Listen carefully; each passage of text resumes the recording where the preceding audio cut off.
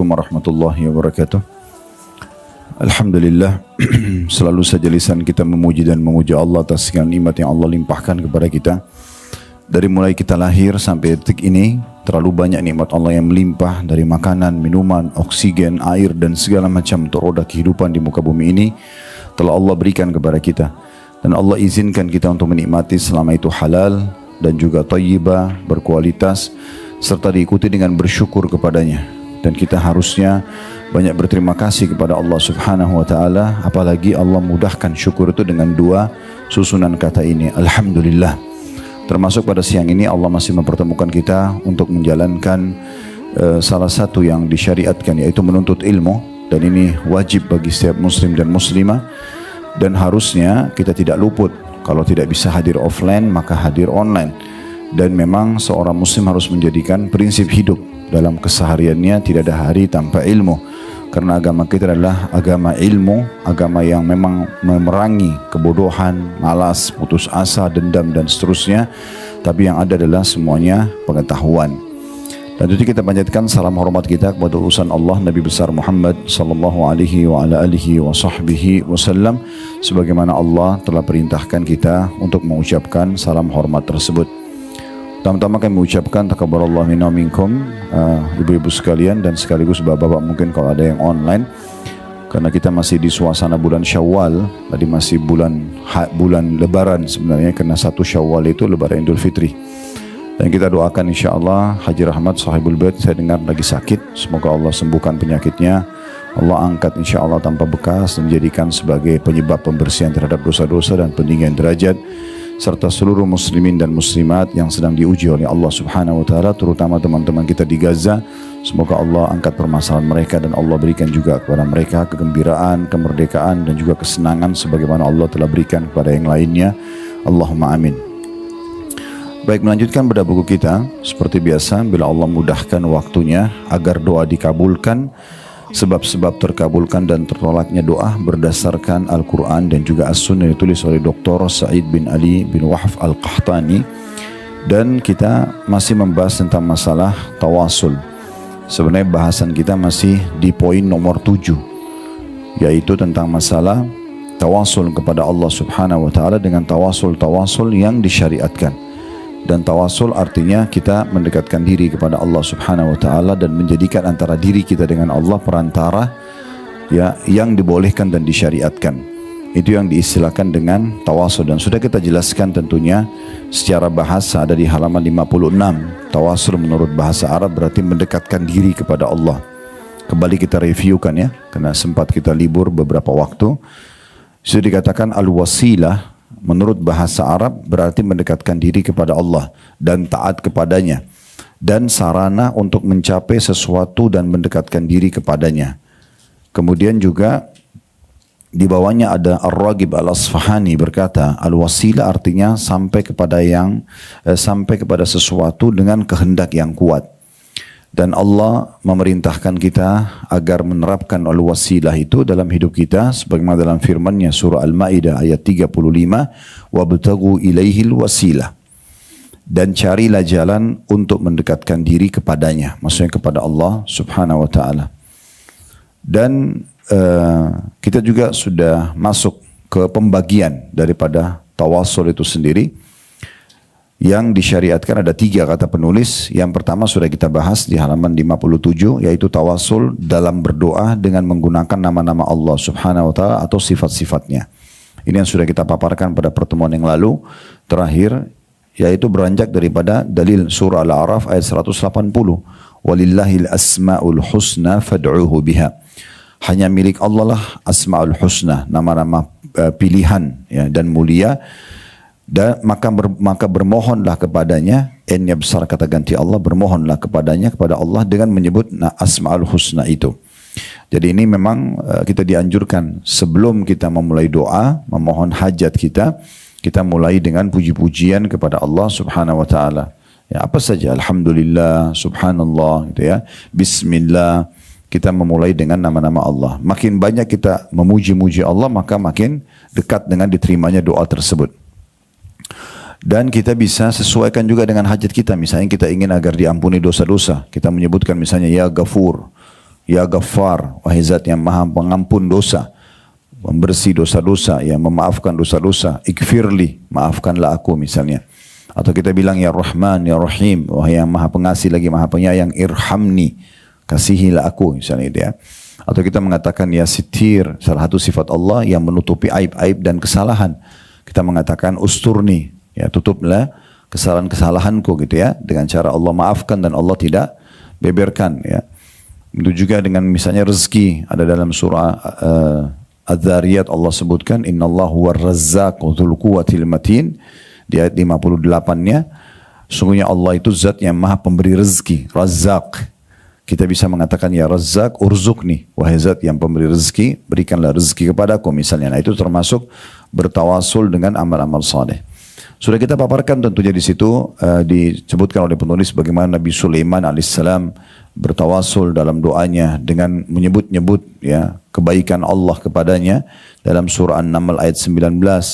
Kemudian juga bagaimana seorang laki-laki ya pernah didengar oleh Nabi Muhammad sallallahu alaihi wasallam berdoa, Allahumma inni as'aluka bi anni asyhadu annaka antallahu la ilaha illa anta al-ahadus samad alladzi lam yalid wa lam yulad wa lam yakul lahu kufuwan ahad. Kita sekarang baca di halaman 58 ya, di paragraf nomor 2-nya, yang artinya ya Allah sungguhnya aku memohon kepadamu dengan bersaksi bahwasanya engkau lah Allah yang tiada Tuhan yang berhak disembah selain engkau, Tuhan yang Maha Esa, tempat bergantung yang dapat memenuhi hajat hamba-hambanya, yang tidak beranak dan tidak diperanakkan, dan tiada sesuatu pun yang setara dengannya. Maka kata Nabi SAW setelah mendengar orang itu membaca tadi, menyebut nama-nama dan puji-pujian kepada Allah, bahwasanya Allah tidak ada Tuhan selain Dia, selain Engkau, Engkau Maha Esa ya Allah, segala sesuatunya bergantung padamu ya Allah, Engkau tidak beranak dan tidak diperanakkan. Ini kan memuji-muji Allah.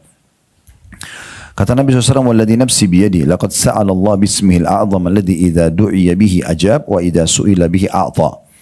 Kata Nabi SAW setelah dengar orang itu memuji-muji Allah tersebut, demi zat yang jiwaku berada di tangannya, maksudnya demi Allah, sungguh orang ini telah meminta kepada Allah dengan nama-namanya, nama Allah yang paling agung, yang apabila dimohon dengan menggunakan nama tersebut, pasti Dia mengabulkannya, dan apabila diminta dengan nama itu, pasti Dia menerima.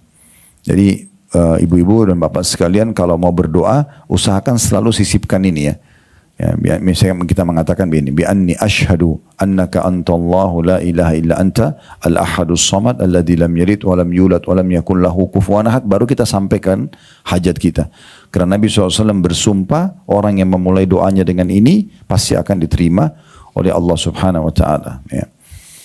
Dalam riwayat lain di halaman 59-nya, laqad sa'altallaha azza wa jal bismihil a'zam. Sungguh engkau telah meminta kepada Allah azza wa jal dengan nama-namanya yang paling agung. Begitu juga riwayat yang lain bahwasanya Anas bin Malik radhiyallahu anhu ketika beliau sedang duduk bersama Nabi SAW, ada seorang laki-laki sedang sholat, kemudian dia membaca doa, Allahumma inni as'aluka bi anna lakal hamd, la ilaha illa antal mannan, badi'us samawati wal ard, ya dzal jalali wal ikram, ya hayyu ya qayyum. Ya Allah, sungguhnya aku memohon kepadamu bahwa hanya bagimulah segala pujian, tiada Tuhan yang berhak disembah melainkan Engkau, wahai Tuhan yang maha pemberi, yang menciptakan dengan indah langit dan bumi, wahai Tuhan yang mempunyai kebesaran dan kemuliaan, wahai Tuhan yang maha hidup dan terus menerus mengurus makhluknya. Ini kan semua puji-pujian kepada Allah Subhanahu wa taala ya. La ilaha illa anta al-mannan badi'us samawati wal ard, ya dzal jalali wal ikram, ya hayyu ya qayyum. Bisa ibu dan bapak baca semua ini, bisa juga dipilih salah satunya. Kita menggunakan misalnya ya hayyu ya qayyum, ya arhamar rahimin, ya dzal jalali wal ikram, semua itu puji-pujian. Maka kata Nabi SAW, laqad sa'alallah bismihil a'zam alladhi idza du'iya bihi ajab wa idza su'ila bihi a'ta. Sungguh ia telah meminta kepada Allah dengan namanya, N-nya besar kata ganti Allah, yang paling agung, yang apabila dimohon dengan menggunakan nama tersebut, pasti Dia, D-nya besar kata ganti Allah, pasti Dia mengabulkan, dan apabila diminta dengan nama itu, pasti Dia memberi. Jadi ini di antara pilih-pilihan kita menggunakan nama-nama Allah dalam berdoa kita. Demikian pula di lembaran terakhir yang kita pelajari di halaman akhir paragraf 59 sampai 60, dari Mihjan bin Adra radhiyallahu anhu bahwa Rasulullah SAW pernah masuk ke dalam masjid. Ketika itu Rasulullah mendapati seorang laki-laki hampir menyelesaikan sholatnya, yaitu sedang dalam tasyahud akhir. Lalu laki-laki itu membaca doa, Allahumma inni as'aluka ya Allah al-wahidu al-ahadu as-samadu. Kalau disambung, ya Allahul wahidul ahadus samad alladzi lam yalid wa lam yulad wa lam yakul lahu kufuwan ahad an takfira li dhunubi innaka antal ghafurur rahim. Ya Allah, sungguhnya aku memohon kepadamu, ya Allah yang Maha Esa, Tuhan yang Maha Tunggal, tempat bergantung semua makhluk, dalam kurung yang dapat memenuhi hajat segala hambanya, ya, hajat seluruh hambanya, ya, yang tidak beranak dan tidak dilahirkan atau tidak beranak, tidak diperanakkan dan tiada sesuatu pun yang setara dengannya, agar engkau mengampuni segala dosa-dosaku, sungguhnya engkau Maha Pengampun lagi Maha Penyayang. Maka Nabi SAW menimpali doa orang itu sambil mengatakan, qad ghufira lahu, qad ghufira lahu, qad ghufira lahu. Sungguh orang ini telah diampuni, sungguh orang ini telah diampuni, sungguh orang ini telah diampuni. Sebanyak 3 kali Nabi SAW ulangi, menandakan bahwasanya dengan memulai dengan puji-pujian Allah lalu memohon ampunan, itu akan dimaafkan oleh Allah Subhanahu wa taala. Nah ini. Terus kemudian yang terakhir yang kita bahas adalah doanya Dhannun, Nabi Yunus alaihissalam, di mana beliau pada saat di perut ikan membaca la ilaha illa anta subhanaka inni kuntu minadh dhalimin. Artinya tidak ada Tuhan yang berhak disembah kecuali engkau ya Allah, sungguhnya maha suci engkau, aku termasuk orang-orang zalim. Kata Nabi SAW, fa innahu lam yad'u biha rajulun muslimun fi syai'in qad illa istajaba Allahu lahu. Ketahuilah kalau orang menggunakan apa yang dibaca oleh Nabi Yunus alaihissalam di perut ikan ini, la ilaha illa anta subhanaka inni kuntu minadh dhalimin, sesungguhnya tidaklah seorang muslim berdoa dengan doa tersebut dengan sesuatu melainkan pasti Allah akan mengabulkannya. Intinya sebenarnya bagaimana kita sering menggunakan nama-nama dan sifat-sifat Allah dalam doa dan hajat-hajat kita. Sekarang kita masuk bahasan kita di halaman 61, tawasul yang dibolehkan yang kedua, yaitu tawasul kepada Allah Subhanahu wa taala dengan amal saleh yang pernah dilakukan. Kalau tadi kan dengan menyebut-nyebut nama Allah, kalau ini dengan menggunakan amal saleh yang menurut kita dulu paling ikhlas, ya, paling besar pengorbanannya. Kayak misalnya kita lagi sakit, kita lagi terlilit utang, kita lagi ada masalah apa, kita pengen segera diijabah sama Allah. Kita boleh setelah memuji Allah, alhamdulillah, wassalatu wassalamu ala rasulillah, lalu kita bilang, ya Allah, dulu pernah kasus ibu saya sakit, lalu saya merawatnya, dan engkau mengetahui itu ya Allah. Antara ibu sama Allah saja, menyebutkan itu. Dan dulu saya sampai menemaninya di rumah sakit 1 bulan misalnya. Terus ibu menyebutkan, tapi hanya ibu sama Allah. Karena kalau ibu sebut depan orang bisa riak. Tapi ini antara ibu sama Allah. Ibu rincikan aja. Waktu itu saya sampai begadang ya Allah. Waktu itu saya sampai mengeluarkan biaya besar. Waktu itu saya sampai ngorbanin suami sama anak saya. Misal ibu sebutin semua itu pengorbanannya. Saya sampai tinggalkan pekerjaan saya. Saya pun sampai habis itu sakit dan apalah gitu. Ya, kalau itu ikhlas karenamu ya Allah, keluarkan aku dari masalahku ini. Nah berarti kita sedang minta amal itu menjadi pembantu diterimanya apa yang kita ingin sampaikan kepada Allah SWT. Ini sebagai contoh. Bisa misalnya ibu mengatakan, pernah satu waktu suami saya meminta tolong untuk dilayani makan di malam hari pada saat saya masih mengantuk, atau dia pernah safar dan saya sedang menjaga rumah dan anak-anak dengan amanah, saya tidak berkhianat dan segala macam ya Allah. Kalau sana itu ikhlas karenamu, maka keluarkan aku dari masalah ini. Nah seperti itulah. Atau pernah anak-anakku lagi rewel, sakit, misal contoh ya, dan aku tahu itu adalah amanah yang kau amanahkan di pundakku ya Allah, lalu kemudian aku bersabar, aku begadang, dan aku coba memberikan yang terbaik pada mereka. Kalau itu adalah ikhlas karenamu, maka ya begini dan begitu, keluarkan aku dari permasalahanku, dan seterusnya. Nah seperti itulah. Pernah bantu tetangga, pernah bantu kerabat, ya, pernah bantu orang miskin. Jadi usahakan setiap amal kita, selama bisa dirahasiakan, rahasiakan antara kita sama Allah. Karena amal rahasia ini yang paling mudah sekali membantu kita dalam kejadian-kejadian seperti ini. Kalau amal-amal rahasia, jadi selama hanya ibu dan Allah dan hanya bapak dan Allah yang tahu, jangan disampaikan ke orang lain. Ya. Kalau ada 1-2 orang yang tahu karena dia lihat, misalnya, itu urusan dia. Tapi kita tidak mengeksposnya. Nah itu amal-amal rahasia seperti ini tuh sangat luar biasa. Bahkan dengan cara poin seperti poin nomor 2 ini, kita jadi tahu kalau misalnya betul Allah berikan jalan keluar dari permasalahan kita, berarti amal itu diterima. Karena kan kita bilang, ya Allah kalau seandainya amal ini engkau terima, keluarkan aku dari permasalahanku. Nah seperti itu. Berarti dengan poin, dengan cara tawasul yang kedua ini, kita berarti juga bisa pastikan amal itu diterima oleh Allah subhanahu wa ta'ala. Tentu ada poin penting di sini. Kalaupun kita sudah meminta tawasul begini, bukan berarti nanti hari kiamat kita nggak terima lagi pahalanya. Tetap ada pahalanya. Jadi tidak ada hubungannya, tidak mengurangi kadar pahalanya di hari kiamat gitu ya. Ini memang kemudahan yang Allah berikan kepada kita. Dan kami sarankan tentu tidak semua permasalahan kita gunakan senjata kita ini tanda kutip ya. Karena ini masalah-masalah genting. Ya, khawatirnya kalau setiap ada masalah kecil ya, terus ibu pakai dan bapak langsung tawasul, akhirnya habis nanti amalnya. Ya, karena kalau semua urusan kita ya, akhirnya ada masalah-masalah genting yang besar yang kita harapkan nanti Allah bantu, kita sudah kehabisan apa yang mau diceritain nih ke Allah nih gitu ya. Makanya ini masalah-masalah hal yang darurat. Kalau hanya masalah-masalah kecil yang kita masih bisa berdoa secara umum, berdoa saja. Tapi kalau kita sudah berdoa berulang-ulang, memang belum kita lihat hasilnya, penyakit belum juga sembuh, utang belum juga terlunasi dan segala macam. Nah selain kita istighfar, kita juga tawasul dengan amal soleh seperti ini. Bahkan kita bisa ya, misal contoh ibu dan bapak berpikir, amal apa ya kira-kira ini, saya nggak ingat sekarang. Nah di saat itu bisa buat amal soleh. Misal kita cari satu yayasan sosial, kita nyumbang di situ misalnya. Lalu setelah kita nyumbang kita mengatakan, ya Allah aku bertawasul denganmu dengan sedekah ini. Ya, kita bisa beramal di saat itu. Lalu kita bisa langsung minta setelahnya, ini jadikan sebagai tawasul kita. Nah, ini contohnya banyak sekali ya. Ada satu kisah diceritakan di Saudi. Saya tidak tahu pernah saya ceritakan sini atau tidak. Kalaupun sudah mohon maaf, mungkin ini review gitu ya. Tapi, atau kita ulangi maksud saya. Ada satu ibu kena penyakit kanker di Saudi. Kebetulan dia punya asisten rumah tangga itu dari negara kita, dari Indonesia. Kejadiannya begitu. Kerja di tempat orang ini, dia sudah divonis oleh dokter ini ganas sekali, bisa mematikan buat dia, gitu ya. Tapi ibu ini menemukan pembantu dia yang baru kerja itu sering kali kalau masuk kamar mandi lama sekali.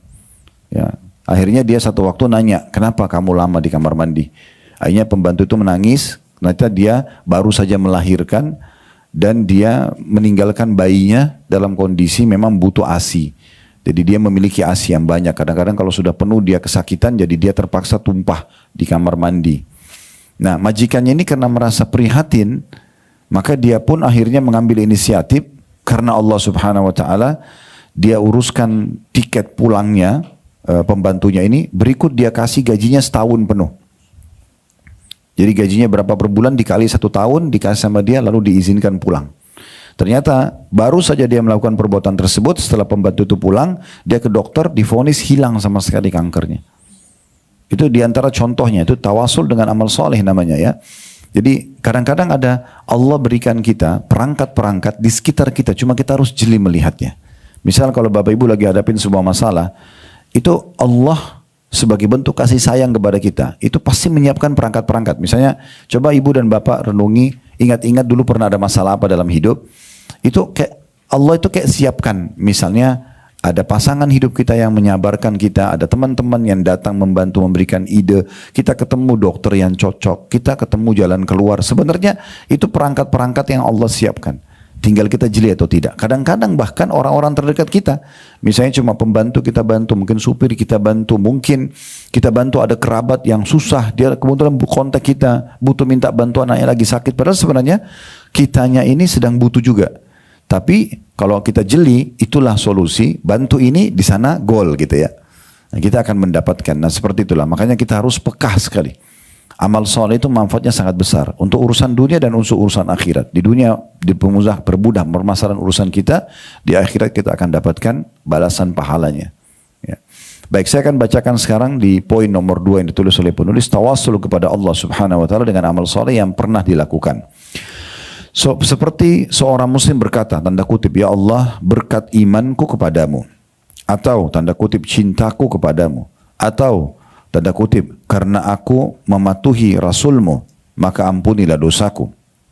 Atau seperti ungkapan, tanda kutip, ya Allah, sungguhnya aku memohon kepadamu dengan cintaku kepada Nabi Muhammad SAW dan imanku kepadanya, maksudnya kenabiannya, ya, bebaskanlah aku dari kesusahan ini.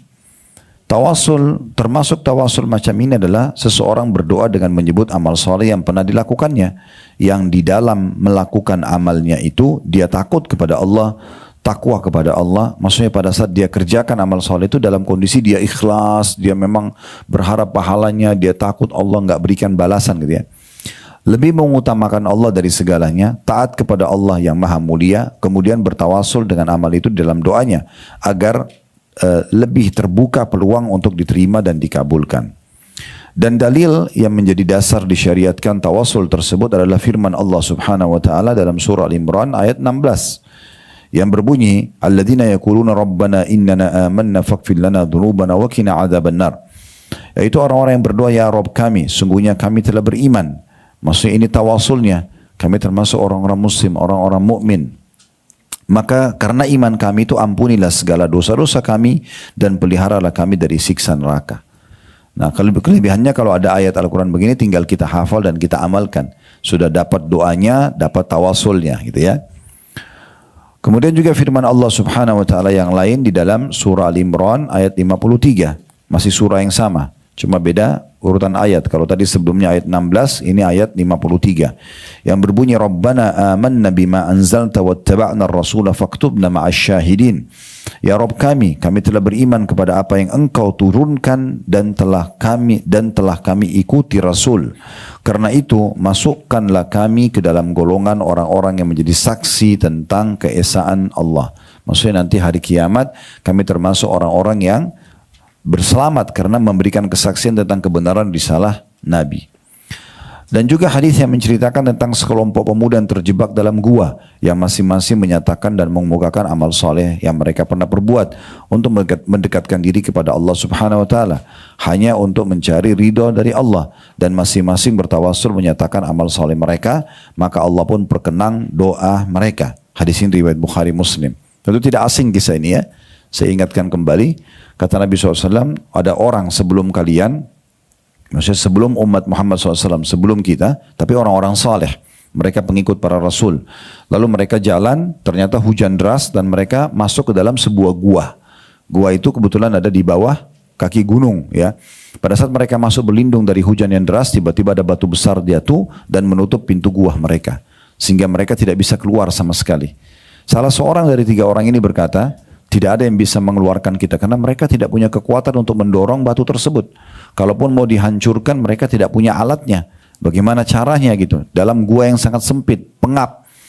Maka yang satu mengatakan, tidak ada cara kita keluar kecuali Allah Subhanahu wa taala membantu. Maka mari kita masing-masing menyebutkan amal-amal terbaik menurut kita. Mulailah yang pertama mengatakan, ya Allah, sesungguhnya Engkau mengetahui aku memiliki seorang wanita yang aku sangat sukai.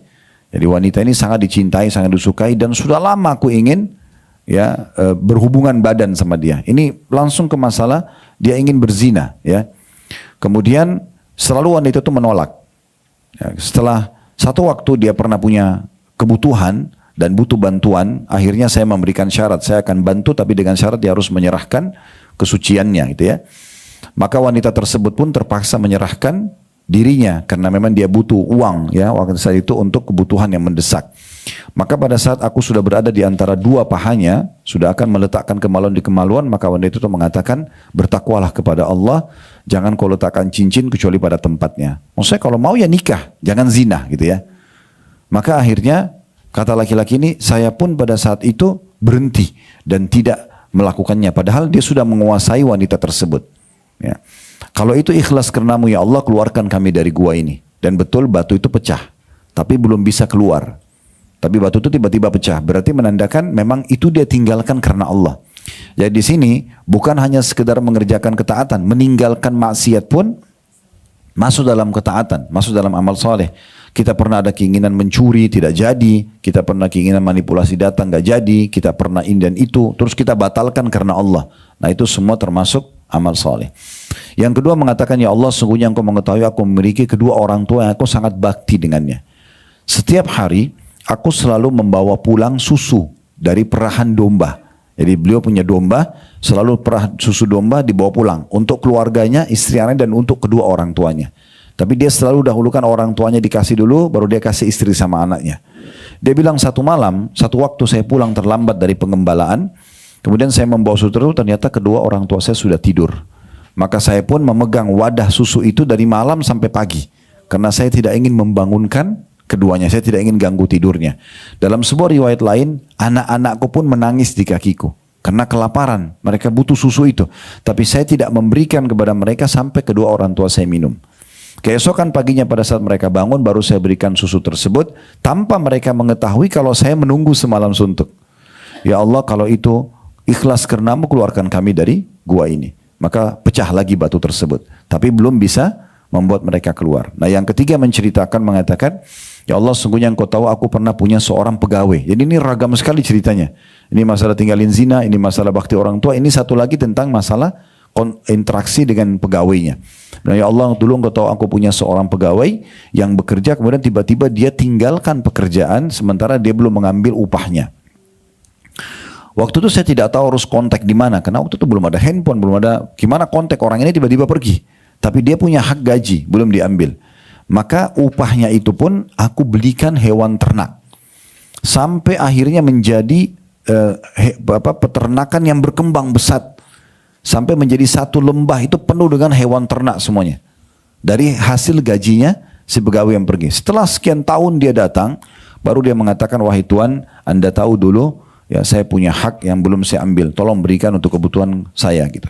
Maka orang ini mengatakan, apakah kamu lihat lembah itu? Maka pegawainya mengatakan, mantan pegawainya mengatakan, iya.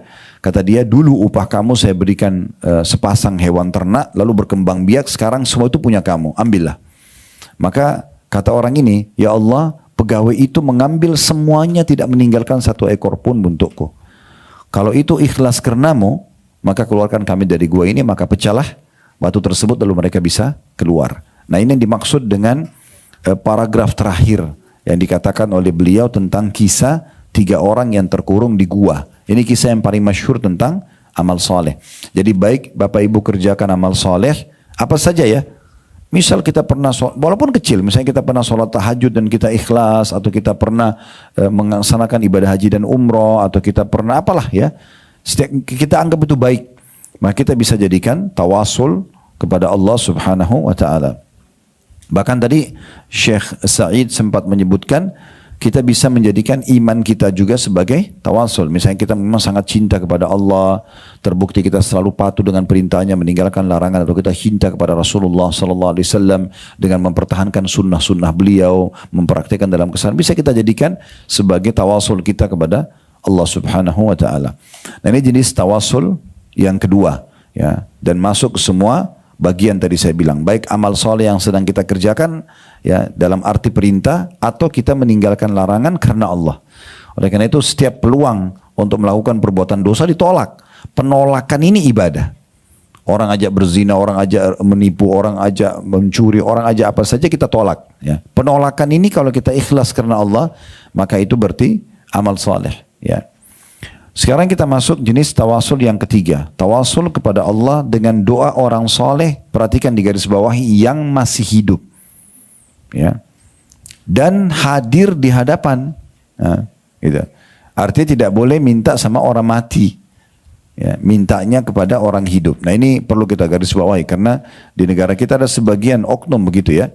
Mereka sengaja datang ke kuburan-kuburan di kultus, lalu minta kepada orang tersebut dengan menganggap itu adalah orang soleh. Lalu memanggil-manggil nama orang yang sudah mati ini. Ini bertolak belakang sekali dengan apa yang dicontohkan oleh para sahabat Nabi ridwanullahi alaihim. Pernah kami sampaikan di beberapa kajian kami, dan kami ingatkan juga kembali di sini. Nabi SAW itu, Bapak Ibu sekalian, dikubur di dalam kamarnya Aisyah. Ya. Karena memang semua nabi-nabi dikubur di mana mereka meninggal. Itu sebabnya kenapa Nabi kuburannya di dalam rumah. Karena beliau meninggal di atas tempat itu, di tanah itu, maka di situ dikubur. Begitulah hukumnya kalau para nabi-nabi gitu ya. Maka Nabi SAW meninggal lalu dikubur di situ. Jadi Aisyah itu setelah Nabi SAW dikubur, ini ranjang beliau itu kuburan suaminya. Dekat sekali karena satu kamar. Dan kamar Aisyah kalau kita lihat, kalau kita ukur sekarang itu kurang lebih 3x3 atau 3x4 meter saja. Jadi bukan kamar yang besar. Belum ada satupun riwayat Aisyah datang ke kuburan Nabi lalu mengatakan, ya Rasulullah bantulah saya, ya Rasulullah sembuhkan saya atau apa. Belum pernah. Begitu juga tidak pernah ada satupun sahabat yang datang ke kuburan Nabi lalu minta-minta ke kuburan Nabi. Mereka datang, ucapin salam pada Nabi, pergi. Begitu saja. Bahkan menziarahi kuburan Nabi Muhammad SAW saja mereka tidak lakukan setiap hari. Begitu yang dinukil dari para ulama gitu ya. Kalau Nabi Muhammad SAW sendiri tidak dilakukan, maka bagaimana dengan orang lain? Bagaimana kalau hanya terkenal, oh di masa itu atau di lingkungannya dikenal sebagai seorang yang saleh. Jadi tidak boleh kita lakukan kepada orang yang sudah meninggal gitu ya. Bahkan Aisyah sempat hidup 30 tahun lebih setelah meninggalnya Nabi Muhammad SAW. Karena Aisyah masih hidup sampai di masanya Muawiyah bin Abi Sufyan. Nabi SAW meninggal di tahun 11 Hijriah. Ada masa khilafahnya Abu Bakar, ayahnya sendiri. 2 tahun, 11 sampai 13. Ada masa khilafahnya Umar bin Khattab, 13 sampai 23. Ada masa khilafahnya Utsman bin Affan, 23 sampai sekitar 37-38 Masehi, Hijriah. Ada masa khilafahnya Ali, sampai tahun 40 Hijriah. Ini semua Aisyah masih hidup. Sampai tahun 40 Hijriah. Kemudian di masa Muawiyah pun masih hidup. Ya, beliau wafat di masa itu kurang lebih. Jadi lebih dari 30 tahun Aisyah hidup setelah meninggal Nabi Muhammad SAW. Belum pernah ada satu riwayat beliau ambil tanah kuburan Nabi. Belum pernah beliau taruh air di situ untuk ambil keberkahan. Belum pernah ada riwayat semua itu. Kita cari di semua buku hadis tidak akan kita temukan. Karena memang tidak ada yang melakukan itu. Tidak ada yang melakukan itu. Jadi kalau Nabi Muhammad SAW saja tidak, bagaimana dengan yang lainnya? Orang yang meninggal, Bapak Ibu sekalian, justru butuh sama kita. Orang yang meninggal butuh sama kita. Kenapa kita masih baca salawat kepada Nabi Muhammad SAW sekarang? Salawat itu apa? Minta agar ditambahkan rahmat dan karunia Allah kepada beliau. Selain Allah jadikan ibadah, juga akan mendatangkan manfaat buat Nabi SAW. Kalau Nabi saja masih kita doakan setelah beliau meninggal, kita muliakan dengan membaca salam kepada beliau, dan minta agar Allah tambahkan karunia-Nya kepada Nabi Muhammad SAW. Setiap habis azan, kita kan baca begitu ya. Ati Muhammadanil wasilata wal fadilah. Ya Allah berikanlah Nabi Muhammad SAW al-wasilah. Wasilah itu istana termewah di surga. Hanya satu orang pemiliknya. Makanya Nabi bilang, siapa yang minta wasilah untukku setelah azan, maka dia akan dapat syafaatku. Karena itu khusus untuk satu orang saja. Nabi minta kita. Maka kita minta kepada Allah diberikan untuk Nabi. Dan maqamam mahmud adalah kedudukan mulia yang Allah akan kasih. Kita minta semuanya itu. Untuk apa kita minta untuk Nabi SAW? Karena memang manusia, tetap manusia. Ya, kita doakan. Kalau Nabi saja begitu kita doakan, apalagi orang lain, kan gitu. Dan bukan justru orang mati itu yang kita anggap bisa berikan manfaat kepada kita, sehingga terjadilah kesyirikan. Ya, mengkultuskan kuburan berlebihan, hanya dibangun bangunan yang berlebihan. Kan Nabi SAW sudah bilang kepada Ali radhiyallahu anhu, wahai Ali, jangan kau temukan kuburan kecuali kamu samaratakan dengan tanah. Jangan diwarnain, jangan ditulisin. Kita sekarang melanggar ini, kan itu. Apa yang Nabi SAW sudah sampaikan. Nah, karena beliau melarangnya masalah itu. Nah, ini semua poin-poin yang harus kita garis bawahi. Jadi kuburan itu ada adab-adabnya Bapak Ibu sekalian.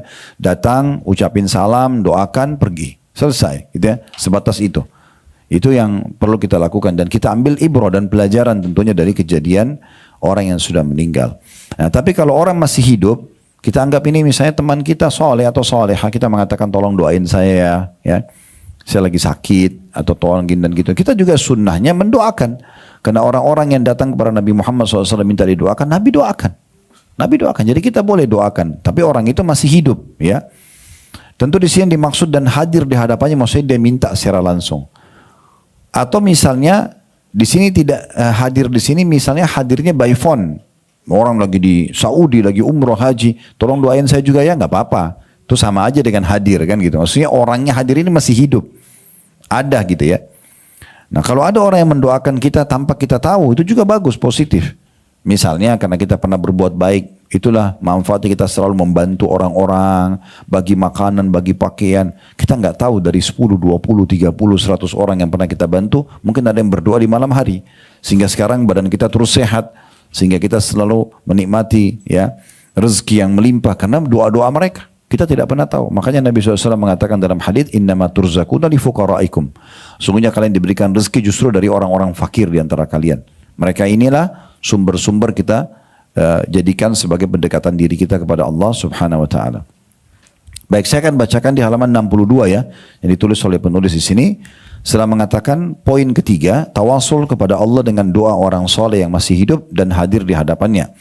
Seperti seorang muslim yang tertimpa kesusahan yang hebat atau musibah yang besar, dan ia sadar bahwa dirinya selama ini lalai mendekatkan diri kepada Allah, maka ia ingin mengambil perantara yang kuat yang menghubungkannya kepada Allah subhanahu wa ta'ala. Lantas ia pun pergi kepada seseorang yang menurut keyakinannya saleh dan bertakwa, banyak kebaikannya, mengerti masalah Al-Quran dan Sunnah. Nah, ini perlu digarisbawahi ya, mengerti masalah Al-Quran dan Sunnah, betul-betul seorang yang baik, memang mengikuti wahyu, bukan hanya sekedar gelar-gelar saja gitu ya. Lalu ia pun meminta kepada orang soleh tersebut untuk didoakan kepada Allah subhanahu wa ta'ala agar menghilangkan kesusahannya dan mengakhiri kedukaannya. Nah, ini termasuk poin yang penting gitu ya. Dan ini pernah terjadi di masa Umar bin Khattab radhiyallahu anhu. Waktu itu kebetulan musim paceklik, panas sekali, kemarau yang berkepanjangan. Maka Umar mengumpulkan penduduk Madinah untuk sholat istisqa, minta turun hujan ya pada saat itu. Nah, waktu itu Bapak Ibu sekalian, Umar bin Khattab mendatangkan paman Nabi Abbas radhiyallahu anhu. Dan Umar berkata, ya Allah, setelah berdoa, lalu beliau mengatakan, ya Allah, sungguhnya dulu waktu Nabi kami masih hidup, kami jadikan Nabi kami perantara antara kami dengan engkau. Ini perkataan Umar penting sekali ya. Dulu waktu Nabi masih hidup, kami jadikan Nabi kami perantara antara kami sama engkau. Sekarang Nabi kami sudah meninggal, maka ini pamannya Abbas yang masih hidup, kami jadikan perantara antara kami sama engkau. Lalu Abbas pun berdoa dan turun hujan. Ya, tapi di situ posisi Abbas masih hidup, ya. Dan tentu di sini harus ada ciri-ciri khasnya. Kalau orang memang didatangi minta doa lalu minta duit baru mau berdoa, tidak ada tanda-tanda keikhlasan ini, ya. Tapi kalau orang-orang, dan ini yang dimaksud juga mendatangi seseorang yang soleh, bukan Bapak Ibu dengar seseorang ini soleh nih, lalu kemudian main datang aja ke sana karena ramai-ramai orang datang, kita tidak tahu ibadahnya orang itu seperti apa. Bukan begitu. Tapi kalau ibu dan bapak kenal benar, orang ini terkenal, berpegang pada Al-Quran dan Sunnah, orang ini soleh, kita bersangka baik dengan dia, lalu kita mengatakan tolong doain saya, itu nggak apa-apa, ya. Itu bisa saja, seperti itulah ya. Termasuk dalam kategori ini kata beliau adalah apa yang diriwayatkan oleh Anas bin Malik radhiyallahu anhu, di mana beliau berkata, kemarau panjang pernah menimpa manusia di zaman Nabi SAW. Maka sewaktu Nabi SAW sedang berkhutbah di hari Jumat, berdirilah seorang Arab Badui sembari berkata, wahai Rasulullah, harta benda sudah binasa, ya, sanak keluarga kelaparan, maka doakanlah untuk kami kepada Allah Subhanahu Wa Taala. Maksudnya agar minta turun hujan. Maka Rasulullah SAW mengangkat kedua tangan beliau di atas mimbar, ya, dan membaca doa, Allahumma agithna, Allahumma agithna, Allahumma agithna. 3 kali Nabi SAW ulangi, yang artinya ya Allah turunkanlah hujan buat kami, ya Allah turunkanlah hujan buat kami, ya Allah turunkanlah hujan buat kami. Kata perawi hadis ini, Anas bin Malik radhiyallahu anhu, kala itu kami tidak melihat ada awan di langit, demi zat yang jiwaku berada di tangannya, ya. Dan belumlah Rasulullah SAW menurunkan tangan beliau sehingga gumpalan awan datang seperti gunung. Dalam beberapa riwayat yang lain disebut, athar yang lain, Anas mengatakan sungguh langit seperti kaca yang terang. Kan kalau tidak ada awan tidak mungkin hujan. Kan awan yang membawa air itu kan, dengan izin Allah SWT. Maka dia bilang langit seperti kaca, nggak ada awannya. Tapi setelah Nabi berdoa tiba-tiba awan mulai menggumpal ada di atas kota Madinah. Dan itu terjadi sebelum Nabi SAW menurunkan tangannya dari doa. Kemudian tidaklah Rasulullah SAW turun dari mimbarnya sehingga aku melihat hujan turun membasahi jenggot Rasulullah SAW. Lalu beliau mengatakan, kata Anas perawi hadisnya, hujan berlanjut pada hari itu dan besok harinya dan hari berikutnya dan berikutnya sampai Jumat berikutnya. Maksudnya 1 pekan penuh hujan non-stop. Dan orang Arab Badui itu kembali lagi berdiri atau orang lain sembari berkata, wahai Rasulullah, bangunan telah roboh, harta benda tenggelam, maka berdoalah kepada Allah untuk kami. Maksudnya supaya diberhentikan hujan. Minggu lalu orang yang sama minta turun hujan, tapi karena hujannya nggak berhenti-berhenti, dia minta lagi supaya diberhentikan. Maka di saat khutbah Jumat yang selanjutnya, Nabi SAW berdoa lagi sambil mengatakan, Allahumma hawalaina wala alaina. Ya Allah turunkanlah hujan di sekitar kami dan jangan timpahkan kepada kami. Dalam riwayat lain, Nabi SAW mengatakan, ya Allah alihkanlah ya, ke lembah-lembah, ya, ke pohon-pohon gitu ya. Jadi maksudnya sampai tidak membahayakan ya manusia dan sekitarnya. Maka tidaklah Rasulullah SAW memberi isyarat dengan tangannya ke arah awan. Jadi waktu itu Nabi sudah mengatakan, ya Allah alihkan hujan ini, jangan ke kami lagi, maksudnya diberhentikan. Tidaklah Nabi SAW alihkan telunjuknya ke awan, ya, melainkan awan tersebut bergeser dalam kurung menjadi cerah, sehingga kota Madinah seperti di tengah lubang besar. Lembah dialiri air, demikian juga selokan selama sebulan. Tidak ada seorang pun yang datang dari pinggir kota kecuali membicarakan soal hujan lebat itu. Diriwayatkan oleh Bukhari dan juga Muslim. Nah ini contoh tawasul dengan orang soleh. Tentu Nabi Muhammad SAW pastilah orang soleh. Di masa hidup beliau bisa minta tolong seperti ini, tapi beliau masih hidup, ya. Termasuk juga dalam tawasul ini adalah permohonan Abu Hurairah radhiyallahu anhu kepada Nabi SAW agar mendoakan ibunya supaya mendapat hidayah masuk ke agama Islam. Maka Rasulullah SAW pun mendoakannya, kemudian Allah memberi hidayah dan akhirnya ibunya masuk Islam. Disebutkan oleh Imam Muslim dalam sahihnya. Jadi ibu Abu Hurairah ini memang seringkali mencaci maki agama Islam, mencaci maki Rasulullah SAW, mencaci maki Abu Hurairah sendiri anaknya karena masuk Islam. Jadi Abu Hurairah ini bingung gimana cara menghadapi ibunya. Ini ibu, dia nggak boleh ngangkat suara dan segala macam. Sampai datang kepada Nabi SAW mengatakan, ya Rasulullah doakan agar ibu saya dapat hidayah. Lalu Nabi SAW doakan. Begitu Abu Hurairah pulang ke rumah, belum masuk rumah, kata ibunya, hai Abu Hurairah, jangan kau masuk ke dalam rumah sampai kau dengarkan syahadatku. Maka masuk Islamlah ibunya setelah itu. Jadi kita bisa berdoa, bisa juga menggunakan jasa orang lain yang masih hidup, ya. Tapi tentu kita tahu orang ini ikhlas, orang ini karena Allah Subhanahu Wa Taala. Indikasi ikhlas itu tidak minta imbalan tentunya, ya. Tapi kalau orang sudah minta imbalan dari doanya, ini jadi masalah juga, ya. Contoh lain adalah bahwa Umar bin Khattab radhiyallahu anhu, ini tadi yang saya sampaikan, ya, pernah meminta Al-Abbas paman Nabi SAW agar berdoa kepada Allah Subhanahu Wa Taala supaya Allah menurunkan hujan kepada mereka. Maka Allah pun turunkan hujan kepada mereka. Diriwayatkan oleh Bukhari, ya, hadits ini tentunya. Dan tadi sudah kita jelaskan bagaimana kisah Umar bin Khattab yang meminta agar Abbas menjadi perantara antara mereka sama Allah Subhanahu Wa Taala. Kemudian selanjutnya yang terakhir di sini diangkat oleh penulis adalah riwayat perkataan Nabi SAW kepada Umar bin Khattab, ya'ti alaikum Uwais bin Amirin ma amdadi ahli Yamani min Murad thumma min Qarn kana bihi barasun fabara'a minhu illa mawdi'a dirham lahu walidatun huwa biha barrun law aqsama 'ala Allahi la abarra fa in istata'ta istaghfir laka faf'al. Kata Nabi SAW kepada Umar, dalam riwayat lain Umar dan Ali, ya. Tapi di sini riwayat Umar yang diangkat oleh penulis, akan datang nanti kepada kalian seseorang bernama Uwais bin Amir beserta rombongan dari Yaman. Maksudnya Uwais Al-Qarni yang biasa dikenal gitu, ya. Uwais Al-Qarni yang sangat masyhur itu dari negeri Yaman, dari suku Murad, kemudian dari suku Qarn. Dulu ia terkena penyakit sopak, ya, penyakit kulit, kemudian dia sembuh darinya kecuali tersisa sebesar uang logam.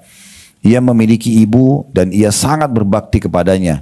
Seandainya ia bersumpah atas nama Allah, niscaya Allah akan membuktikannya. Kalau kamu bisa agar ia memohon ampun untukmu, lakukanlah. Ini diriwayatkan oleh Imam Muslim.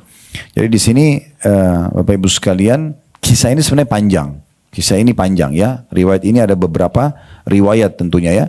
Tapi diantaranya ini, Uwais Al-Qarni ini memang ayahnya sudah meninggal, tapi dia punya seorang ibu. Dan banyak kisah yang dinukil tentang bagaimana baktinya sama ibunya. Di antaranya, dia tidak pernah mau menolak permintaan ibunya. Apa saja ibunya bilang pasti dia iyakan.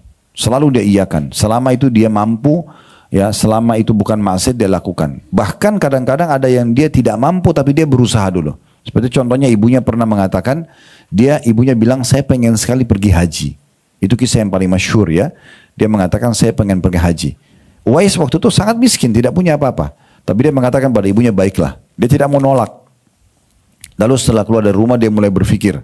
Dia pergi keluar dari rumahnya. Di depan rumahnya dia sambil berpikir apa yang harus dilakukan. Sekarang dia sudah janji sama ibunya akan membawa haji. Dia periksa uang yang dia miliki tidak cukup ya untuk biaya haji.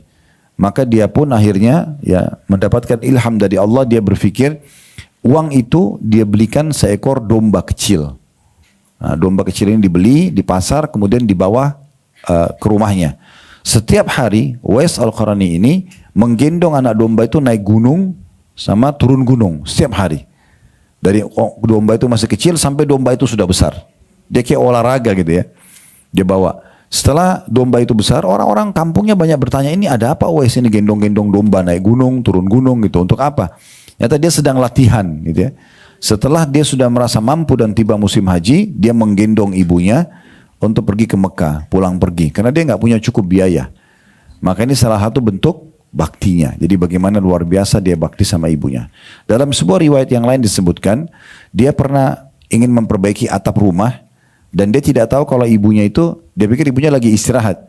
Begitu dia tiba di atas atap, ya, dan karena mereka waktu itu menggunakan pelepah-pelepah kurma, ya, jadi bisa ngelihat ke dalam gitu ya, dari atas. Belum ada kayak kita genteng atau cor beton gitu ya. Maka waktu dia sudah tiba di atas, dia lihat ada ibunya di bawah, duduk. Ya, kira-kira kita kalau sebagai anak paling kita bilang, Bu tolong pindah sebentar, misalnya. Itu sudah santun banget gitu ya. Tapi dia begitu lihat ibunya, dia nggak mau tegur. Dia biarkan aja. Jadi ibunya tidak tahu kalau dia ada di atas sementara matahari sangat terik. Dan dia akhirnya menunggu. Dia menunggu terus sampai ibunya pindah sendiri, baru dia perbaikin atap itu. Itu pun dia turun, dia tidak bilang, Ibu tadi saya lama loh nunggu di atas. Itu enggak ada bahasa itu. Ya. Jadi betul-betul luar biasa. Bentuk baktinya itu di luar daripada jangkauan mungkin orang yang tidak diilhamkan oleh Allah Subhanahu Wa Taala gitu ya. Dan tentu banyak kisah-kisah orang-orang yang seperti ini, seperti baktinya Utsman bin Affan radhiyallahu anhu yang tidak pernah berani melihat wajah ibunya, dan setiap ibunya bilang apapun pasti dia selalu iya. Dia takut kalau dia melihat ke wajah ibunya nanti matanya melotot atau membuat ibunya terganggu. Itu dia tidak lakukan. Itu Utsman bin Affan terkenal sekali. Kadang-kadang kalau ibunya ngomong apa, dia iyakan dulu. Padahal kalau dia keluar baru dia tanya orang yang sama-sama dia di ruangan tadi, ibu saya tadi ngomong apa? Ya, apa yang dia minta? Karena dia tidak mau mengatakan tidak. Itu kalau kita baca tentang kisah bagaimana baktinya Utsman radhiyallahu anhu. Dan cukup banyak kisah-kisah orang-orang soleh, memang mereka pada saat bakti itu luar biasa, ya luar biasa. Di masa kita sekarang pun begitu ya. Ada beberapa kisah yang pernah saya sampaikan dalam bab bakti pada orang tua. Ada sebagian ulama di Saudi itu punya kisah-kisah yang unik sekali. Ada di antara mereka lagi isi pengajian, jumlah jemaahnya penuh di masjid, orang yang sangat terkenal, tiba-tiba ditelepon oleh ibunya. Dan dia begitu lihat ada nama ibunya di handphone, dia bilang sama jemaah, maaf ibu saya lagi telepon, mikrofonnya dimatikan, supaya ibunya tidak tahu kalau dia lagi pengajian. Dia angkat telepon seperti biasa saja. Setelah salam, jawab salamnya ibunya, apa segala macam, lalu dia tanya kabar, lalu dia tanya apa yang bisa saya bantu ibu. Ibunya bilang, saya lagi rindu nak sama kamu. Itu aja. Dia bilang, baik ibu, saya datang sekarang. Ditutup teleponnya, kemudian dia bilang sama jemaah, maaf ibu saya butuh sama saya, majelis taklim ditutup. Udah, berhenti pengajian, dia pergi layani ibunya satu orang. Itu bentuk bakti yang luar biasa. Ya. Orang kalau berpikirkan, ibu maaf saya lagi pengajian ya, itu sudah santun banget. Nanti saya datang sebentar, itu sudah luar biasa. Ini enggak. Pokoknya ibunya kan tidak tahu lagi pengajian. Makanya ini penting sekali. Begitu juga dengan kisah yang lain, ada seseorang di antara ulama yang lagi pengajian, ayahnya telepon, dan ayahnya tidak tahu kalau pengajian, dia pun tidak menceritakan. Dia matikan mikrofonnya, angkat telepon di depan jemaahnya semua. Setelah ngomong sama ayahnya bilang, nak, ayah lagi ada hajat, mau mengundang teman-teman ayah, jadi butuh 5 ekor domba. Dia bilang, katakan baik ayah. Kota orang ini di Jeddah, ayahnya tinggal di Qasim, jauh sekali, ratusan kilometer. Gitu ya. Karena ayahnya nggak pesan apa-apa, mungkin kalau kita di posisi orang ini, apa yang kita lakukan? Yang santun banget kita bilang, baik ayah, saya transfer uang, karena kan jauh. Anggaplah dari Jakarta ke Surabaya, ya udah, nanti saya transfer uang, ayah biasa boleh beli, terserah. Mau beli domba apa saja, itu mau yang 5 juta, 10 juta seekor terserah. Pokoknya saya transfer uangnya. Kita kan sudah dianggap bakti baik. Kalau orang ini tidak, karena ayahnya nggak sebut apa-apa. Dia tutup majelis taklimnya, maaf ayah saya lagi butuh sama saya. Dia pergi sewa mobil pick up, dia beli domba 5 ekor yang terbaik di Jeddah, di setir sendiri bawa ke Qasim.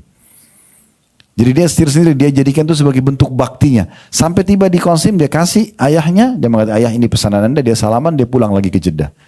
Dia setir, karena tidak mungkin domba dinaikin pesawat gitu kan.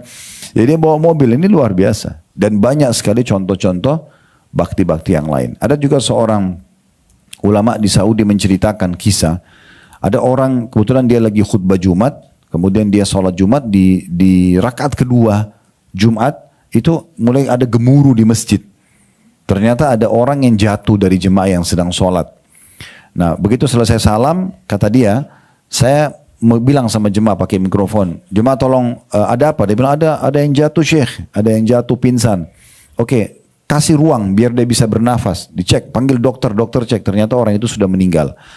Dan menurut penelitian dokter, orang ini meninggal beberapa menit yang lalu. Artinya dia sedang sholat, meninggal. Maka kata syekhnya, ini orang pasti punya kelebihan. Meninggal di hari Jumat lagi sujud. Kan meninggal hari Jumat itu ada hadis yang menyatakan selamat dari fitnah kubur. Gak ditanya lagi sama mungkar nakir gitu kan. Karena pertanyaan mungkar nakir di kuburan berarti penentuan selamat atau tidak selamat ke depannya. Kalau Bapak Ibu bisa jawab, Tuhanku Allah, Nabiku Muhammad, itu nanti selamat. Kalau tidak bisa jawab, ya tidak bisa. Tapi orang seperti ini seperti orang yang mati syahid, gak ditanya lagi. Karena meninggal di hari Jumat atau malam Jumat, begitu hadisnya. Terus lagi sholat, ini jelas husnul khatimah. Kata syekhnya, saya penasaran mau tahu, apa sebenarnya amal orang ini. Maka saya telepon ke keluarganya karena kebetulan ada data-data yang dia bawa. Waktu dicek di kantong di dompetnya, telepon, terus adiknya angkat, terus syekhnya bilang, saya bilang sama keluarganya, tolong saya ingin pribadi karena orang ini jauh-jauh datang sholat Jumat dengan saya, ya, ingin mendengarkan khutbah dan sholat di masjid saya mau ngurus jenazahnya. Kata keluarganya, tentu ini satu penghormatan kalau anda mau. Maka syekh ini bilang, dia yang mandikan, dia yang kafani, sampai dia yang sholati. Malam pertama takziah, dia bilang, saya tanya saudaranya, kata syekhnya ini, apa amalan kakak kamu ini? Ini meninggal hari Jumat, lagi sholat, pasti ada sesuatu. Lalu kata saudaranya, kami punya seorang ibu yang sudah tua. Kami semua bakti dengan ibu kami. Semua kami bakti. Tapi kakak kami punya nilai plus. Tidak pernah ada satupun sesuatu kebutuhan ibu kecuali dia sudah dahului kami. Ibu mau sampo, mau sabun, mau apa, dia sudah duluan. Pasti dia selalu ada duluan. Kita datang sudah selesai. Sudah diselesaikan sama dia. Bahkan dia menyisir rambutnya, dia yang mengurus pakaiannya, dia mengurus. Karena beda rumah. Karena semua anaknya sudah berumah tangga. Dia selalu mengurus semua. Maka kata syekhnya, oh pantas kalau begitu. Pantas Allah subhanahu wa ta'ala berikan kepada dia husnul khatimah. Nah seperti itu. Jadi memang kalau Bapak Ibu masih punya orang tua yang hidup, ini jangan disia-siakan. Mau beda kota, beda negara, telepon mereka, minta ridhonya, minta didoakan tiap hari. Kalau sudah meninggal masih bisa kita bakti, tapi baktinya terbatas. Kita nggak bisa lagi kasih makanan, nggak bisa kasih minuman, nggak bisa kasih baju, nggak bisa hibur, datang, gembirakan dia, nggak bisa jenguk kalau dia sakit, nggak bisa beliin mobil, nggak bisa beliin rumah. Itu kan sudah habis bagi orang yang meninggal. Jadi mumpung hidup jangan disia-siakan. Kalau sudah meninggal ya kita berarti masuk ke pintu-pintu yang tinggal bisa kita lakukan. Seperti pernah saya sampaikan, bagi Bapak Ibu yang punya orang tua sudah meninggal, mumpung bisa kita doakan, ya, kemudian bisa bersedekah. Mulai sekarang semua sedekah Anda niatkan buat Anda sama kedua orang tua. Jangan sedekah sendiri. Mau kasih orang miskin cuma 5.000 rupiah, pokoknya ini saya sama kedua orang tua saya selalu. Jadi dapat pahala sedekah, dapat pahala bakti sama orang tuanya, karena kita bisa sedekah buat mereka. Juga sama yang punya kelebihan rezeki, umroh dan hajikan mereka. Kalau kita tidak lakukan maka badal, karena semua itu di travel ada badal ya. Saya selalu sarankan karena kami seperti di Uhud itu buka peluang badal. Maka bisa ibu dan bapak programin setiap bulan. Misal setiap bulan umroh buat orang tua saya. Setiap ada rezeki kita sisipin. Nanti di sana teman-teman mahasiswa yang lakukan. Berarti kan setiap bulan dapat pahala umroh buat ibu sama bapak, plus kita juga dapat pahala umroh dan umrohnya itu. Karena kan dikerjakan kita yang mudahkan, dan juga nilai sedekahnya, plus nilai baktinya. Setahun sekali bisa haji, badal haji, ya, dibayarin badal haji. Karena orang kalau badal orang meninggal lebih kecil biayanya dibandingkan orang pergi haji langsung kan. Nah itu lebih murah. Maka bisa kita badal hajikan setiap tahunnya. Ini contohnya. Ini termasuk bentuk bakti. Termasuk bentuk bakti adalah kepada orang tua kalau sudah meninggal, kita melanjutkan hubungan baik dengan orang-orang terdekat dengan mereka. Nah, yang paling dekat dengan ayah, saudara kandungnya, laki-laki, paman dari ayah, adik sama kakaknya ayah, itu pengganti ayah. Makanya Ali bin Abi Thalib radhiyallahu anhu, beliau itu kalau menemukan beliau kalau bertemu dengan Abbas pamannya, beliau duduk di bawah dan sambil memegang pahanya sambil mengatakan, paman ridholah kepadaku, paman ridholah kepadaku. Karena Abbas ini saudaranya ayahnya. Ya. Kalau ibu, saudarinya, saudari ibu, ya. adik atau kakak ibu, perempuan, tante dari ibu. Jadi kalau kita urut, kan biasanya di Indonesia itu om atau paman semua sama. Mau dari ayah, dari ibu. Padahal sebenarnya kedudukannya beda. Bahasa Arabnya pun beda. Kalau bahasa Arabnya saudaranya ayah, am. Biasa dipanggil ammi. Ammi maksudnya pamanku. Kalau am itu artinya paman dari ayah. Kalau paman dari ibu, bahasa Arabnya khal. Beda. Kita kalau bilang pamanku dari ibu, khali. Kan itu beda. Ya. Ini bahasanya beda. Kenapa beda? Memang karena beda status mereka. Am ini lebih tinggi dalam bab bakti daripada khal. Paman dari ayah lebih tinggi daripada paman dari ibu. Beda kalau tante. Kalau tante, saudarinya ayah, bahasa Arabnya ammatun. Ammah. Kita biasa bilang ammati. Nah, kalau bisa ibu dan bapak mulai sekarang terapkan bahasa-bahasanya di rumah. Kayak misalnya saudarinya ibu, ya, ajar anak-anak panggil khalati, khala. Nanti saudari ibu tuh khala. Saudari ayah itu ammah. Jadi biar mereka bedain, gitu ya. Kalau misalnya suami ibu punya kakak atau adik, ajarkan anak-anak panggil mereka ammi. Misal contoh, suami anda, ini maaf kalau namanya sama kebetulan, namanya Yusuf misalnya. Nama kakaknya Muhammad, kakaknya suami. Anak-anak kita suruh panggil ammi Muhammad ya. Karena itu ammi ini punya makna. Saudara ayah, karena penggantinya nanti kalau ayah meninggal. Nah gitu ya. Nah kalau saudari ibu, itu khala, khala. Kita biasa bilang khalati. Kalau saudari ayah, tante dari ayah, ammati. Beda. Ammati sama khalati. Nah khalati ini, makanya kata Nabi SAW, al-khalatu bimanzilatil saudarinya ibu, kedudukannya sama dengan ibu. Jadi kalau ibu sudah meninggal, cari saudarinya. Mana adik atau kakaknya ibu masih hidup, itu segera buat seperti ibu kita sendiri. Nah itu bab baktinya. Termasuk juga berhubungan dengan orang-orang yang berhubungan baik sama mereka. Sahabat-sahabatnya, teman-teman dekatnya. Ya, itu kita bermuamalah. Walaupun itu orang non-muslim. Tapi sebatas yang dibolehkan dalam agama. Kayak kita kirimkan makanan, kita kirimkan pakaian, gitu-gitu ya. Nah, itu kita melanjutkan hubungan dengan mereka. Nah itu diantaranya. Baik, kita tutup dengan ini. Uwais Al-Qarani ini yang disebutkan dalam kisah kita. Nanti insya Allah kedepannya kita tandain aja. Kita lanjut di poin nomor 8. Uwais Al-Qarani ini, Umar bin Khattab setelah mendengarkan sabda Nabi SAW tadi, beliau mengulang-ulangi. Setiap tahun beliau tanya, jemaah haji dari Yaman, ada enggak Uwais Al-Qarani? Ada enggak Uwais Al-Qarani? Selalu dibilang tidak ada, tidak ada, tidak ada. Dari masa Nabi ucapkan ini, masa Nabi hidup, masa Abu Bakar, dan di masa Umar pun, Umar tuh berkuasa 10 tahun. Dari tahun 13 sampai 23. Setiap tahun jemaah haji ditanya, tidak pernah ketemu. Nanti di tahun 23, tahun terakhir waktu Umar sebelum meninggal dunia, di situ di musim haji beliau tanya, maka orang-orang Yaman mengatakan, wahai Amir Mukminin, betapa seringnya anda menanyakan ini. Tapi kami tahu di haji ini sekarang ada satu orang pengembala kambing, tidak terlalu dikenal, namanya Uwais dari suku Qaran. Kata Umar, baik, saya mau tahu di mana dia. Ternyata dia ada datang haji. Maka Umar menemuinya. Lalu Umar berkata, apakah kau Uwais bin Amir dari suku Qaran? Dia mengatakan iya. Lalu disebutkan ciri-cirinya yang Nabi sebutkan tadi dalam hadis. Apakah anda pernah kena penyakit sopak, penyakit kulit, lalu sembuh, tinggal seperti koin dirham saja? Dia bilang iya. Apakah anda punya seorang ibu yang anda bakti padanya? Dia bilang iya. Maka kata Umar, kalau begitu mohonlah istighfar kepada Allah untukku. Ini posisinya yang minta ini Umar, sahabat Nabi yang dijamin masuk surga. Disuruh minta dari Uwais yang bukan sahabat, kan? Berarti kedudukannya luar biasa orang ini. Saking baktinya sama ibunya saja memuliakan dia sampai ke situ. Maka Uwais bilang, apakah saya berdoa untuk anda? Benar, dalam riwayat lain dia tanya, siapa anda? Dia bilang, saya Umar. Anda Amir Mukminin, bagaimana bisa saya berdoa istighfar kepada Allah untuk anda? Maka dia bilang, karena Rasulullah yang suruh. Maka Uwais pun ya beristighfar kepada Allah untuk Umar. Namun setelah itu rupanya tersebar berita di musim haji kalau Umar telah bertemu dengan Uwais Al-Qarni yang Nabi suruh mohon ampun. Jadi hampir satu haji itu cari Uwais. Mana Uwais ini? Kalau Umar saya disuruh istighfar apalagi kita. Tapi Uwais rupanya sudah hilang, nggak ada lagi. Uwais sudah hilang. Dalam beberapa riwayat disebutkan sekian tahun setelah itu ditemukan Uwais ada di wilayah Irak lagi membersihkan, memungut makanan-makanan bekas orang. Ya, dalam kondisi miskin beliau. Dan salah satu cirinya Beliau kalau mendapatkan makanan yang masih layak, ya, beliau panasin kembali, beliau rapin kembali, lalu beliau bagi, beliau kasih lagi orang miskin yang lain. Ya, saking mulianya. Nah seperti itu kurang lebih gambaran tentang tokoh kita ini. Semoga saja apa yang kita pelajari benar dan juga bermanfaat, dan kalau dari Allah silakan diambil dan diterima. Kalau ada salah dari saya, dan saya memohon maaf dan istighfar kepada Allah Subhanahu wa taala. Subhanakallahumma bihamdika asyhadu an la ilaha illa anta astaghfiruka wa atubu ilaik. Wa sallallahu ala nabiyyina wa habibina Muhammadin wa alihi washabihi wasallam. Walhamdulillahi rabbil alamin.